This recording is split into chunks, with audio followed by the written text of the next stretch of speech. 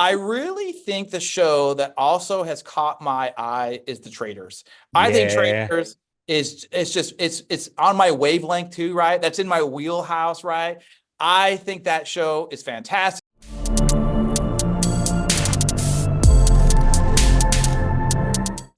Breathe.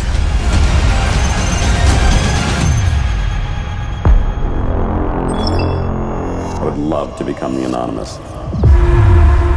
The Anonymous. The game begins August 19th on USA.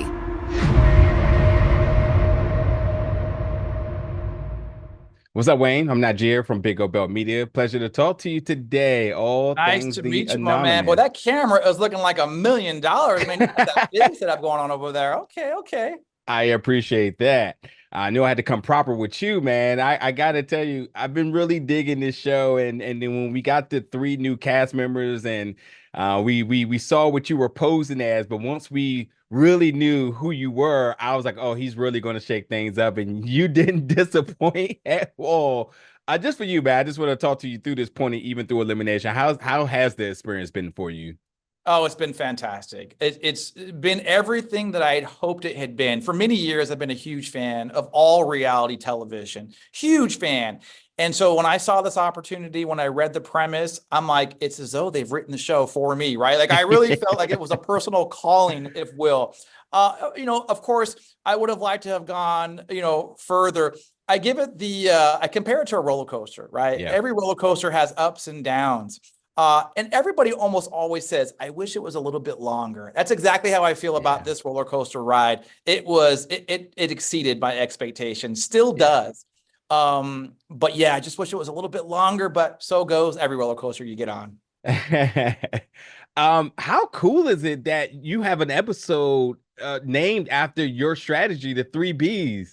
Dude, I'm so glad that you mentioned that because I was looking at my TV guide of upcoming episodes, and when I still see the build, I even with the very poignant periods, build, bluff, betray. I was like, I know this sounds crazy, screenshotting my YouTube TV advertisement. It was the most exciting thing because yeah, even leading up to the house, I was kind of getting myself mentally prepared. And it really came down to that catchy tagline as I came up with, but it really spoke the truth of what I wanted my game to be.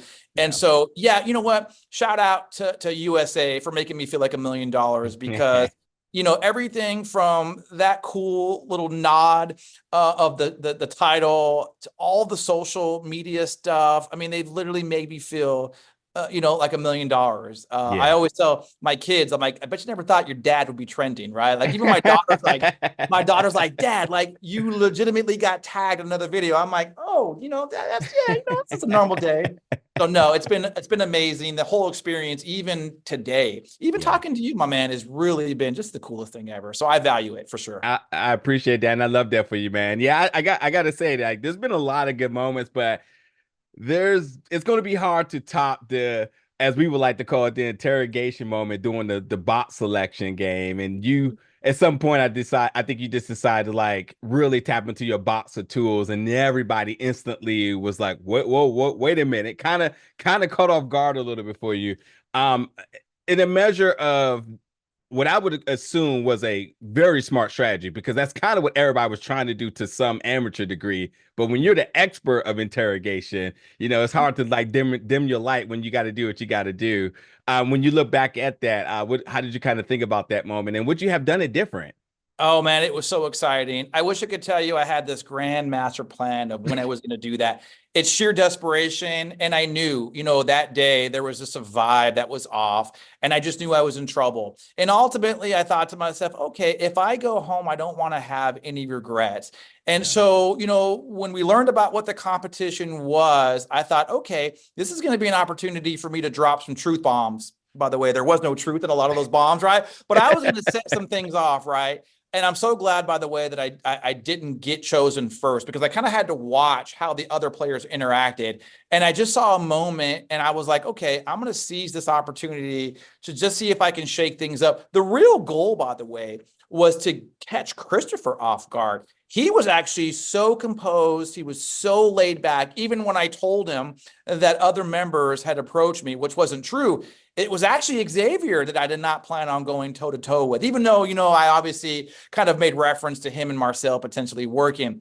It was exciting to be there. I'll say this, as a fan of these types of shows, I had no idea the reaction that was garnered by the other safe contestants. So for me, the fan watching this, I mean, to see Lily's reaction and Victoria's reaction, and just to see that support, like, okay, like Wayne came to play. That hands down made me feel like, okay, I definitely took my shot. Whether I miss or not, I took it. Yeah. That's awesome, dude. I it's one of the moments I watched back over and over because it was the reaction, but I also thought it was just a good strategy. And the game is interesting because your threat when you are like considered like the most intelligent or whoever's playing the hardest, or you're a threat if you didn't contribute, but then sometimes you play right there in the middle and you're also a threat. It's just really no logic to how you can be eliminated. It just, if it happens to be your time, it's just kind of your time. You're spot on. And I'll tell you something else as well, something I haven't mentioned before.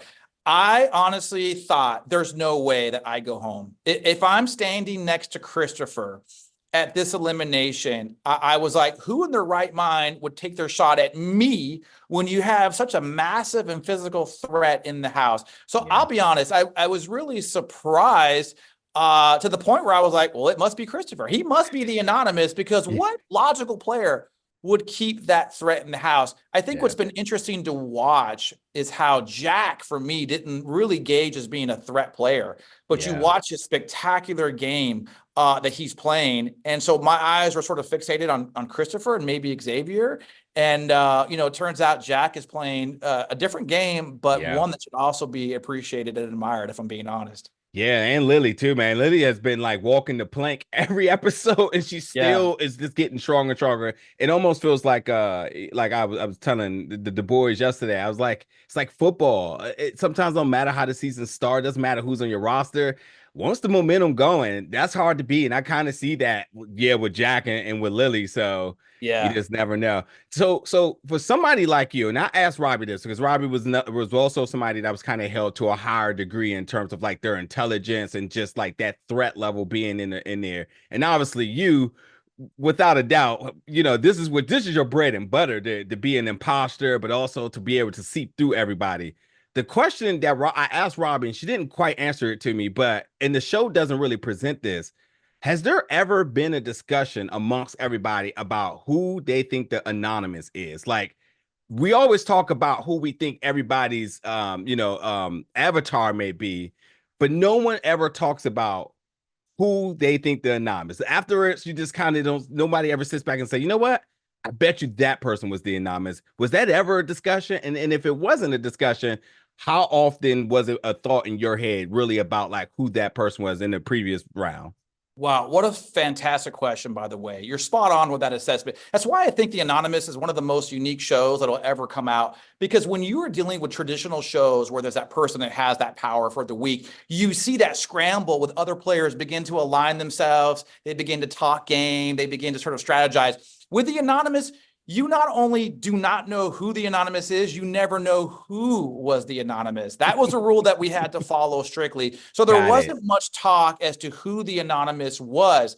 But I tell you, you can't help but be talking to somebody and you're like, holy smokes, I could be talking to somebody who saved my game. Right? Exactly. Yeah. Like imagine if my game is saved and I'm talking to somebody who's like, this dude has no idea that I personally was the one that saved his game. And not only can he not tell me to curry favor and build an alliance, right? But at the same time, I'm also thinking to myself like, oh, this guy can't be the anonymous, right? There's just no way, right?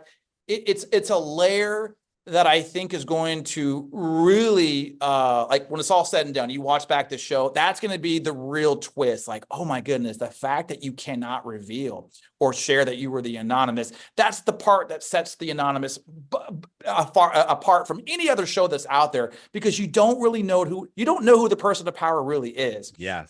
It's the day that I struggled. Like, who do I go to and say, hey, I'm in trouble here? Like, who can I go to and appeal to stay? Like, who do I tell, hey, I'm not a big threat? Christopher's the bigger threat. You don't really know who to tell that. And even if you did, if they're not the anonymous, it's falling on deaf ears. So you're right about that word momentum. And I had the momentum going against me that day. I definitely felt it. And I'm like, man, I think I'm going home. And so I was like, all right, let me do what I can in the short time that I'm here. And I'm so grateful for the opportunity. It sounds very, like generic, but I look back and I'm like, man, this like checked off every cool box, that I had. Yeah, I tell you, man. And I've been saying it in every interview. I desperately want an announcement for season 2, and I kind of know like seasons don't ever get announced until after one's totally completed. But I would love that rule to be taken out, because that element of that conversation of you pleading to somebody that you think is anonymous also works in the other way of somebody saying I am the anonymous and they're really not. Yeah. And they use it to endure that type of partnership, because it's like one of those, like, if I got it, I got you type of thing. Like this can just open up a whole new can of worms there. But I was definitely curious about, especially from like the folks that have been, praised as the high IQ folks. I'm like, they have to be wondering like, who is it? And the conversation must follow, because that's the whole game, is filling everybody out. Yeah. I want to ask you, the whole thing about Xavier and how your kids watch Big Brother, was that all genuine, or was that the first B getting started?